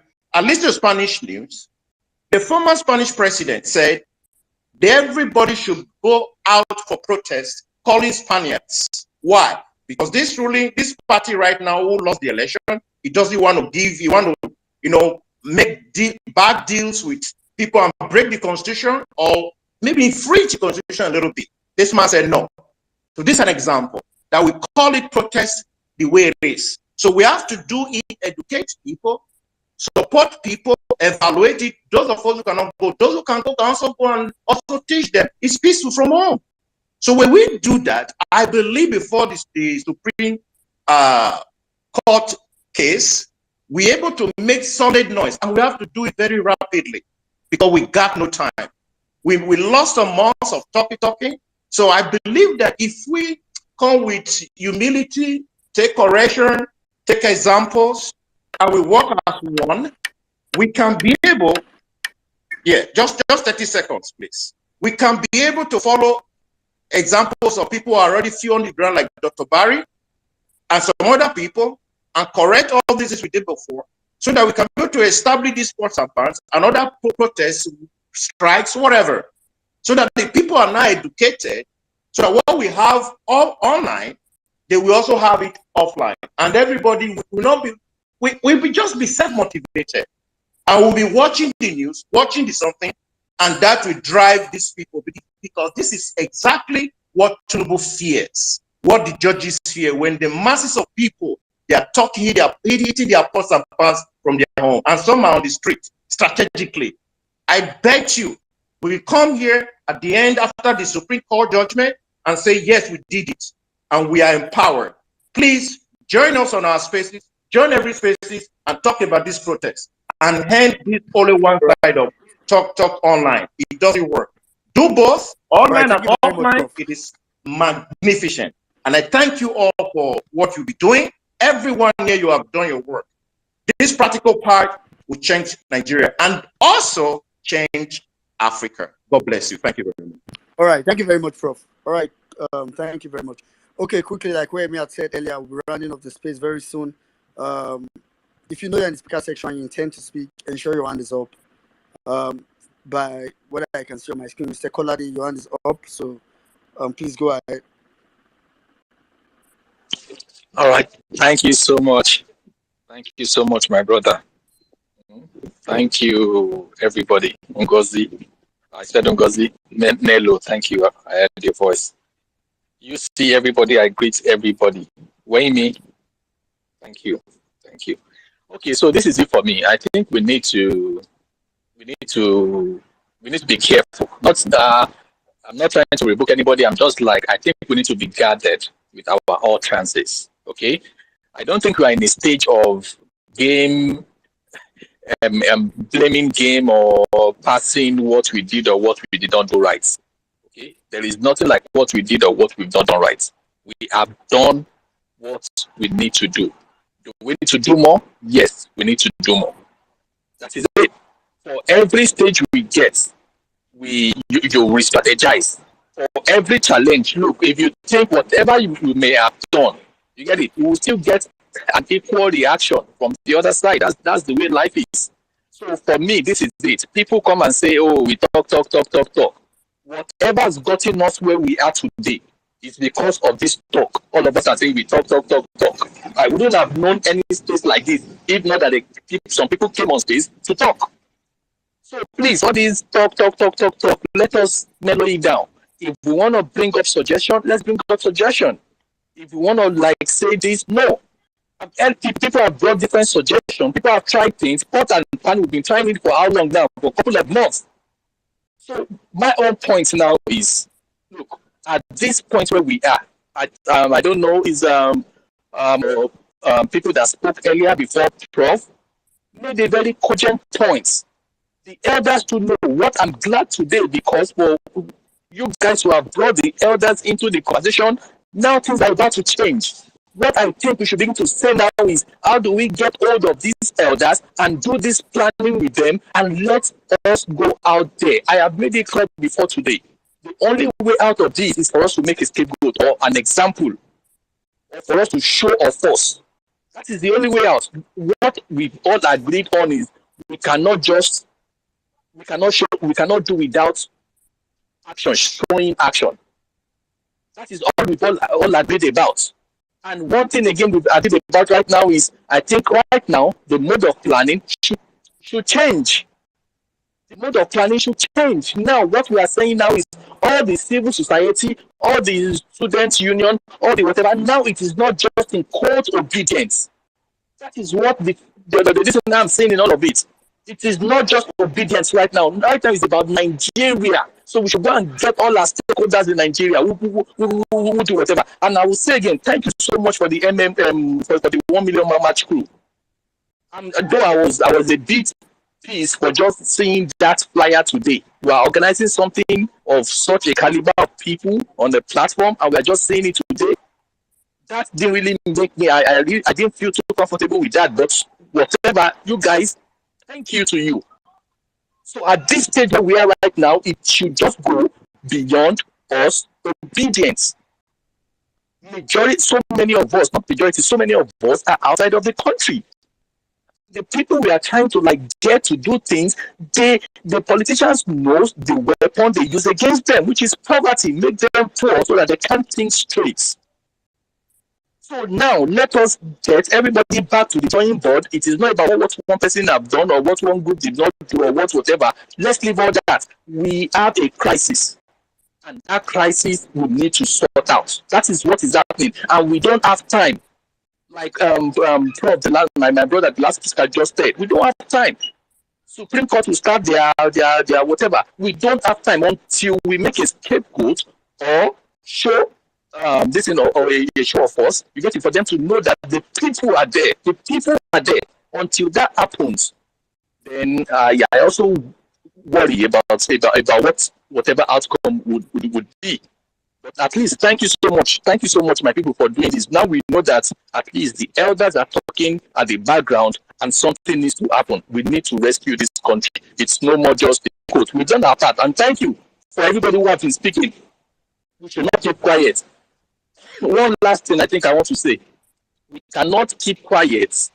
It's just like a shepherd. If you have a sheep, you get it, you have to guard your sheep. If you like just leave them, and this is an open appeal. I've spoken to my brothers, they've assured me, but I'm going to say it openly right now.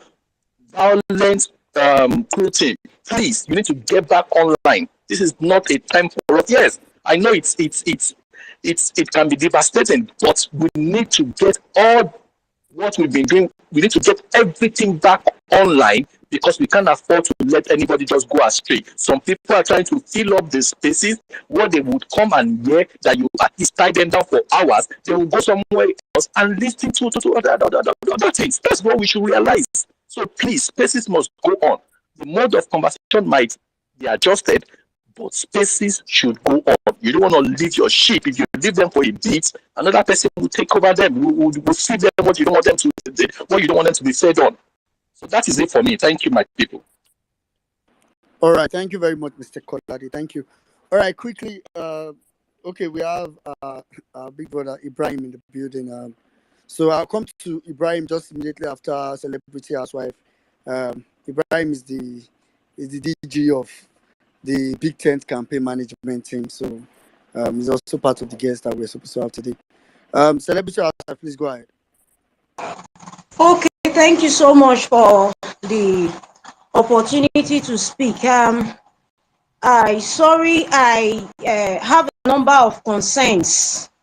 Let me come down to our language. I get a number of concerns when they bother me. But I really want to beg everyone, clean your ears. I would like speak in our pidgin language because I don't tire to speak grammar at this point. You know, most of us we like talk too much, and they really make sense when they talk and we not they back our words with actions. So once again, I want to greet the host, the co-host, and every well-meaning Nigerian. When they this space, they listen to us. You see, as for the any enemy of Nigeria, when he dey inside this space, they listen to us, they disguise, say na one of us, to join and listen to us, so that at the end of the day, you go use our discussions against us. Thunder, when he get 24 colors from Ogbujo, go do collabo with electronic thunder from Alaja to fire una.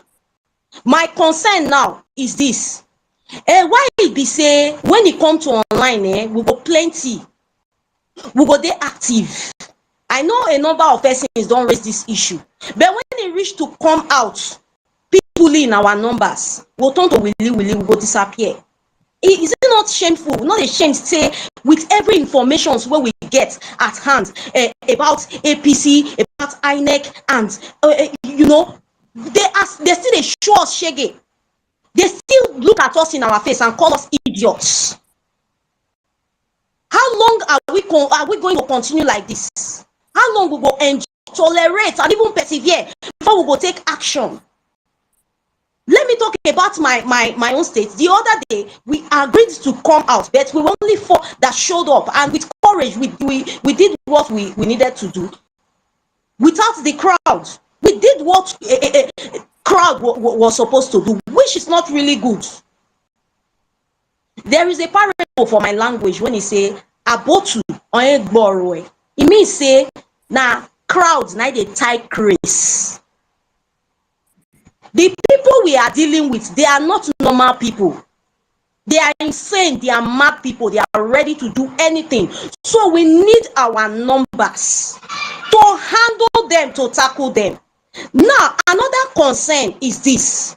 We can see that with everything when it be said they don't do now, from the election and the reading of the results that suits them, and with what the judiciary have done, they deliberately they do and to discourage Nigerians from coming out in the future to vote. And most of you here will agree with me that people have already made up their mind. Some persons have already made up their mind, say, oh, I don't go come out again, come vote. Oh, this time I suffer, I do this, I do that, I get PVC, I vote. See, they still did what they wanted to do. So it is a deliberate act to discourage people, make them not come vote in future. So now we have a lot of work to do. Coming out to defend our rights, one. Coming out to question, to call out the judiciary, make the world know. Of course, the world is already aware of what is happening in Nigeria, if we are following up. But we still need to continue to lend our voices in the streets. Come out to speak. And most importantly, as we do that one, make we not forget to reach out to the people around us, where we fit convince during the time of campaign, when our campaign make them get their PVCs, make them come out, make them vote, make them defend their vote. May we not forget, may we not relent to continue to encourage them. Say in future, if there's any need to vote, may they still come out, come vote. Because without voters, we have no evidence. Right from the days of John the Baptist, the kingdom of God suffered violence, and the violence take it by force. We need to let them know that nations that we call developed countries today, they struggled for their freedom. We are just starting. So it's too early to give up. So these are my concerns. We really need to focus on these areas. I yield my mic. All right, thank you very much, celebrity housewife. Thank you very much. All right, let's quickly go straight to our guy Ibrahim. After which we'll come to Mommy Bola and our guy Ibrahim. Thank you very much, well meaning. Thank you, everyone. Thank you, the host. I see a lot of big names here. My own is we are up here in the north, and I told people just to get up. Whether people are on the street today, whether they are going to be on the street tomorrow or next month, one thing I'm so sure of: this status quo cannot continue. It's never going to continue. Whether you take your ears to listen, whether you put earpiece in so you cannot listen, whether the DSS and the operatives are here listening to us will deny it. The system that we are operating in Nigeria cannot stand. What happened during the tribunal, if we export it and we push it towards 2027, you will just see a blank place that there is no Nigeria. So we have to be very careful. Protest has already started. I can tell you, everybody that is in September today and his child is going back to school or his children are going back to school, either in university, primary school, secondary school, whether you have to use keke napep or you have to trek to take them to school, no matter what you are going to do, the protest has already started in your mind. You can deny it, you can say what you want to say, you can say even you are abado, you can say it will favor you in the future, but I know between you and your soul, between you and your mind, I'm so sure you have already started protesting. Because it's very clear, we can't take this as a country, no matter what. And you can't fix a country on illegality. It's not possible. If it stands, that means Nigeria is no more. That's the problem. That's the junction we are now. Whether you are in the army, whether you are in the navy, whether you are a policeman, if what happens in Nigeria in 2023 election stands, that means we don't have a country. That means that's what is going to happen in the next 3 elections that is going to come up on the November 11. People will do anyhow. Criminals will find their way. You know that it's just about money to get a ticket to contest election. The party can nominate anybody, anyhow, and then lawyers will sit down on top of their seat and tell us we can do whatever party wants to do. It's in Nigeria, you can bring anybody from anywhere. It's a matter of party. So then who protect the Nigerians? What is the judiciary for? So it can't stand. From here, what can if we can do this today, then in 2007 we're not going to have an election. So that means Nigeria has already gone by this, what we have seen as a judgment. So what else are we going to? Just to say, okay, let's keep quiet, let's maintain a country, we don't have to break our country. If this that happened in the 70s during the Shagari era, some people rise up and break the country and sue and fix it back, we will not be here today. If it happened in the 80s, they break this country and put it back, we will not be here today. It happened, it kept happening, it keeps swallowing. Then from 1999, we thought we are disciplined enough to come back and fix the system and develop a nation that everybody will enjoy. But look at where we are today. From 1999, everything is backsliding. Look at where we are today. Somebody will come glaring to the whole world and tell us why refineries are not working or why they should remove subsidy. But no one single person has been punished. One single person. One. We have not seen one person. And people are thinking that we are going to, we should just keep quiet. Things are going to get better. How will things get better? How? By sitting down in our houses, by lamentation. So what I'm just so happy about is that I know the protest has already started in everybody's mind. Everybody, no matter who you are, it's already started. Being on the street is just a matter of time. Getting this country to work again is just a matter of time. People cannot eat, people cannot drink, people cannot move. People cannot do anything. Diesel, as I talked to you today, is 920. People has already closed down their this and there is no electricity. What else do you want? What do you want to show for you to somebody to tell you to come and rescue this country? What do you want? Who will? And the people that are staying abroad, they knew the best country we have in this world is Nigeria. We just have a problem of leadership. And then this problem of leadership started escalating. After Buhari, now we are going to see what is called the real meaning of fascism. That's what part of him always tell us. Prof tell us that we don't know what is coming to us. That's why everybody is relaxing. You think there's something that we can just adjust. After 8 years of, we survived 8 years Buhari, we can survive another 8 years of, who told you that? How? Where? How? Even people that think that they are in the system, they are in the DSS, they are in the army, we are still suffering together. It's all of us. It's all of us in this mess. And if we clear and set up a new Nigeria, it's for all of us. It's not for a Brian. It's not for somebody from the south. It's not for somebody from the north. If the north is enjoying, we enjoy all of us. If the south is enjoying, we enjoy all of us. There is not any a line. If Muslim are enjoying, everybody will enjoy. A Christian is enjoying. We are all suffering. That's the truth. So my only idea is that I will just repeat this word to everyone that is here.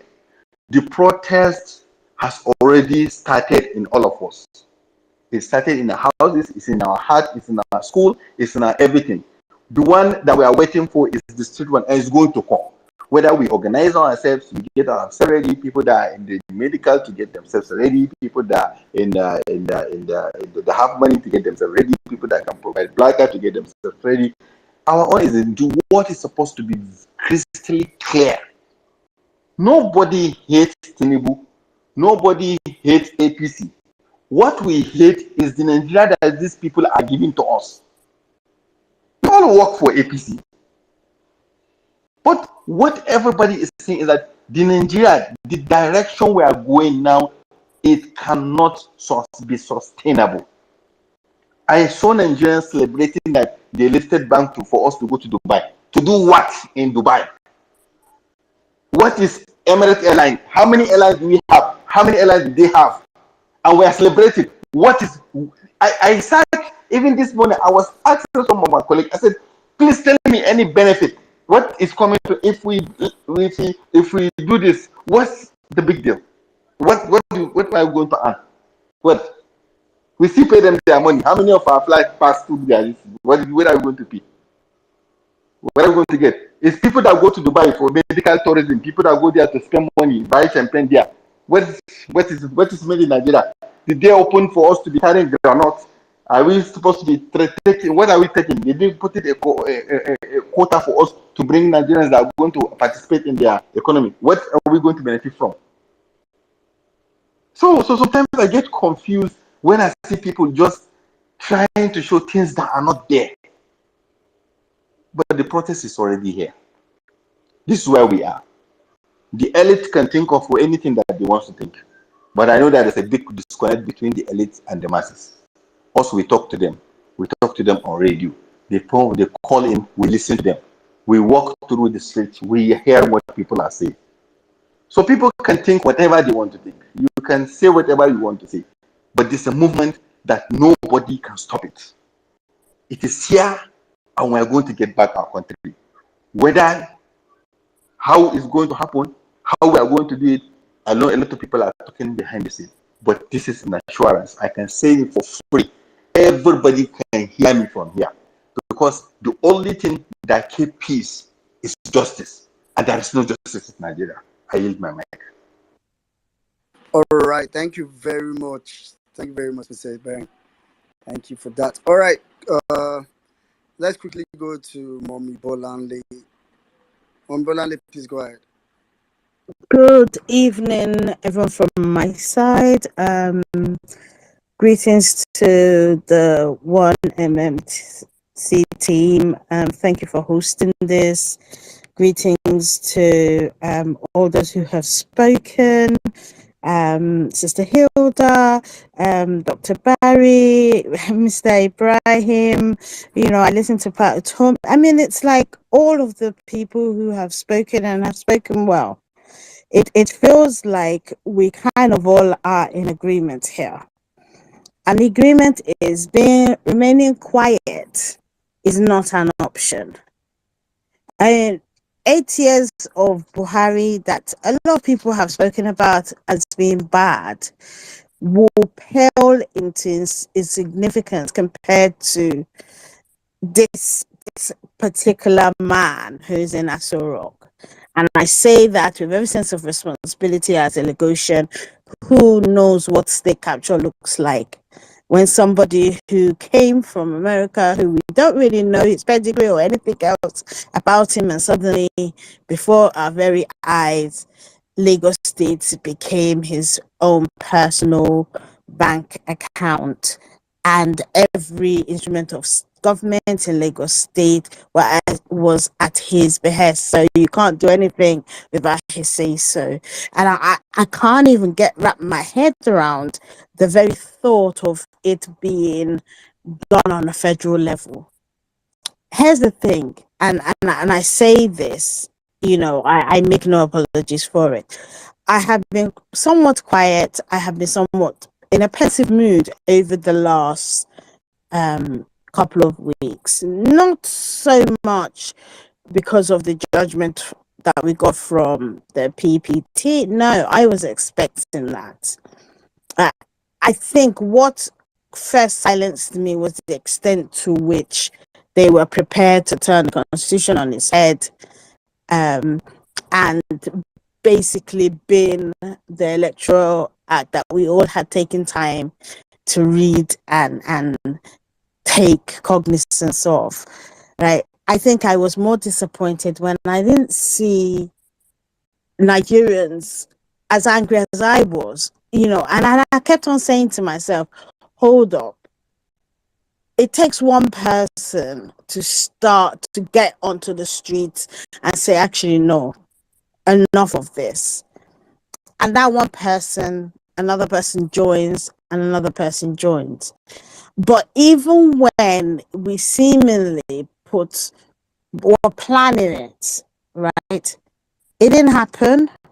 And I kept on saying, wait, what happened? The civil movement in Nigeria that I know of growing up, seeing, the extent to which they fought against the military regime, particularly Abacha of the time. Did they not give birth to children? Are we not a product of their bravery at the time? What is wrong? Why is it that we are literally begging people to come out and say enough is enough? At which point is enough for you as an individual? Because I kept on sitting back and I was like, every institution of government has been bastardized, right? Everything. We're basically a banana republic. And I'm like, is it that people don't realize it? Or is it that we are, toad or frog in hot boiling water, but no, in cold water where the temperature is being risen to a point until it was too tired to jump out of a boiling pot? What will it take? And then when you then think about the efforts that young people took to run the campaign as ObiDients that you ran, and I say to myself, hold up. So you are happy to let all of that go? All of that hard work? You are happy to allow Judases in your ranks and you're not calling them out? You're happy to say, actually, well, we've done enough, that's it, it didn't work and that's it. And I'm like, when did we become, as Nigerians, when did we become docile? When did we become afraid? if we are indeed children of those that fought the military back then. It did not happen overnight. They will tell you this. All these people that have spoken will tell you this. It did not happen overnight. So my question is, why does it feel like you're giving up? Is that all you had in the tank? We'll try this, and if it doesn't work, that's it? Why did you get into the obedient movement if not that you wanted to see a better Nigeria? Is Nigeria better? At the moment, it's worse than it's ever been. So I don't understand why you think your job, your work is done. It's not. In fact, it only just began. Because the fight to win Nigeria back, because that's what the fight is about. Make no mistakes, it's not just about Peter Obi. No. It's about every single one of you. Right, so if that's the case, what is going on? Do we need to do, I don't know, group therapy for some people? Because I will volunteer if that's what it's going to take. Because we definitely should not have to say, oh, we'll pay you to go out on the streets. Because at the end of the day, is your shoe not tight? Do I even know whether it pinches you or not? No. So, unless you're telling me that all you did in the last 1 year, right, was just about one person, then what I have to say to you is you shouldn't have even bothered. Because Nigeria has to be bigger than any one person. It's bigger than me, it's bigger than you, it's bigger than Peter Obi. And if you truly believe that, then get off your ass and do something about it. Right? I'm not saying this civil disobedience is not about violence. If you think about the civil movement in America, they used to hold hands and march. I've seen Dr. Barry do it time and time again. Did you see them smashing people's heads or anything? No. So please, I've said I wasn't going to speak, but I felt the need to, and I am just saying, if indeed that the intention was to see a better Nigeria, then the time is now. Forget about whether we did it immediately the results came out, immediately INEC announced whether we did it before the PEPT sat or whether we did it after we got results. The now has come. Let's do something. Please, let's just do something because Nigeria has to be saved from these people. Thank you. I yield the mic. All right, thank you, Mommy Bonali. All right, quickly, let's take Dr. Barry. Hello. Dr. Barry, please go ahead. Anya, please hold on and just probably raise your hand. We'll come to you. All right, thank you, everyone. Thank you. Obrigado. Yeah, and Dr. Thank Barry, you, everyone. well done for all you did on Judgment Day around the courts, around Ministry of Finance, all that was done. Well done. Yeah, thank you so much. Thank you, everyone. My mentor, Professor Utomi, you're one person I always dug my heart for. I've never seen that I don't give you credit because fact remains that this is one man that's always given me the ginger that you people see on the street. Anytime I am with Professor Larry, this is your turn to show that you are a Nigerian. This is your turn to show that the illegality of our elections and our politics must stop. We have done our part. This is now your time to lead the way. And anytime I leave him, I go crazy because I grew up in this part of the world called Nigeria, and I had the name Pat Utomi. I never seen what he has done with himself from a nobody to who he is today. And I said, I will do my part. Even if I remain the last man standing on the streets, I will do my part. Actually, I'd like to thank everyone who have always been on the space. Auntie Bolanle, thank you so much for always remembering that I survive, I am alive, Saddam, well-meaning. In fact, everyone who is on the space, Auntie Dokubo, Stella, I love you so much. Steve, you guys are the ones making us get out of the street. Because when we know that you guys are on the space from abroad, we go crazy and want to do the right thing. Because we cannot be in Nigeria and we sit in our comfort zone and want criminals, political terrorists to continue to terrorize Nigerians and criminalize every activity of our elections. This is a shame. How can you allow somebody who did not win election begin to galvanize and be swelling and be walking free as president? I don't really know that that man called Muhammadu Buhari is part and parcel of the criminals in our politics. How can you tell us that somebody who won election will be installed as president? Suspended the constitution of Nigeria in the eyes of all Nigerians, and nobody made a word, nobody said anything. For me, it's not about money. For me, it's about a country that must be fixed.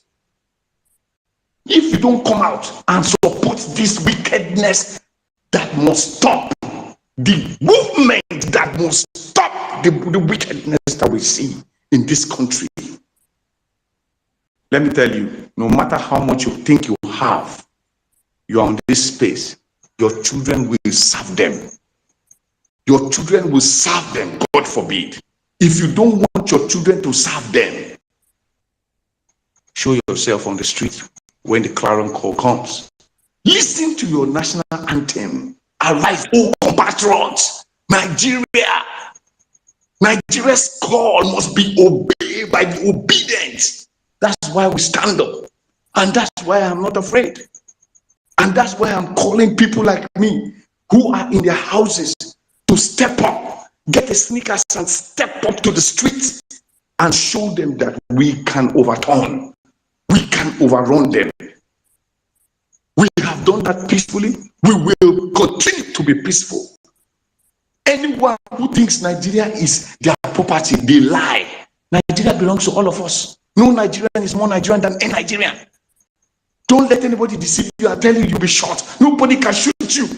If we are like 100,000 people coming out on the street, they cannot dare us.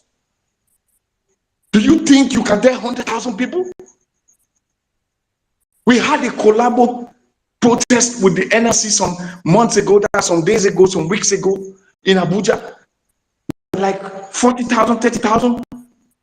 Did you not see what happened? No police shot a bullet because they knew what would happen if they tried. No soldier would dare do anything. We are peaceful. We are Nigerians. We have the right to protest. It's our fundamental human right to reject the criminality of any political or democratic institution. Whether we like it or not, until the Supreme Court declares the final verdict, Ahmed Bola Tinubu of the APC remains an illegitimate president. If you want to arrest me, go ahead. And if you think you can win this battle, you lie.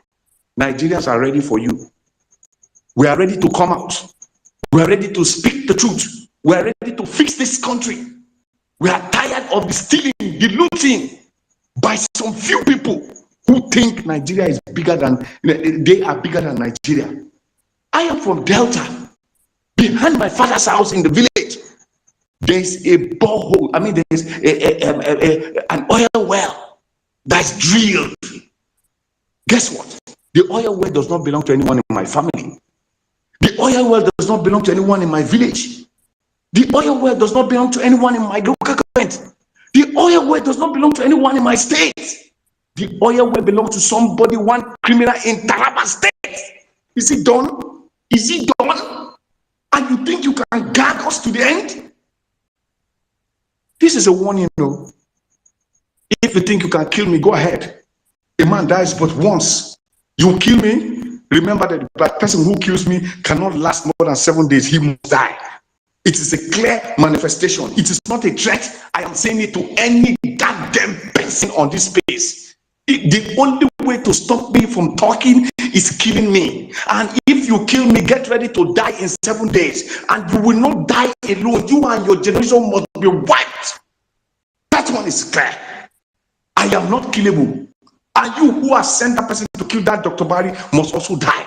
All of us will die. If we know that we must die, so why are we wasting time? Let all of us die so that this country can change for the next generation. You must put your life on the line for Nigeria to be fixed. Because these guys are stoning this country dry. Them and their children. Right now, as I'm talking to you, they have started putting their girlfriends on the line so that their girlfriends will be in the position in case their children are wayward. They can use their girlfriends to move us out of zone. We will not allow that. My name is Dr. Barry Avotu Johnson. I am the country director for Vote Must Count International Initiative. We were on the street during the election. We served as an independent supervising election body. We have our results. The man called Peter Obi of the Labour Party won the election. There is no evidence that Ahmed Bola Tinubu won this election. So why would Mahmoud Yakubu, even with the stolen criminal result released by INEC, Peter Obi, according to them, did not make 25% in 24 states. So he couldn't be declared as president-elect. Atiku Abubakar, also by the result released by INEC, did not make the FCT 25%. He could not be declared as president. Ahmed Bola Tinubu too, Asiwaju, did not make 25% in the FCT, according to the requirements of the law by the Electoral Act. So who gave Mahmoud the impetus? The criminal Mahmoud, who gave him the impetus to declare Ahmed Bola Tinubu as president? Who gave him? What technicality does the court need? Paying you, make you remain for your house. When we declare a day for protest, don't come out. Don't come out. Your children will suffer it. If you think because of the 5 kobo you have in your pocket today, you will sway and swear and enjoy, it will finish. But I tell you, the last day is here for Nigeria. If the center cannot hold, then let the sides fall apart. Nigeria cannot force Nigerians to become a country. If Nigeria cannot work, if the people in power cannot fix Nigeria, if the reality of our elections cannot be brought to the forefront for it to work the right way, I think let us end Nigeria now, without fear or favor. If the center cannot hold, it's not a must that we will remain as Nigerians. I'm not even talking about the Biafra Republic. I'm talking about the 36 states and the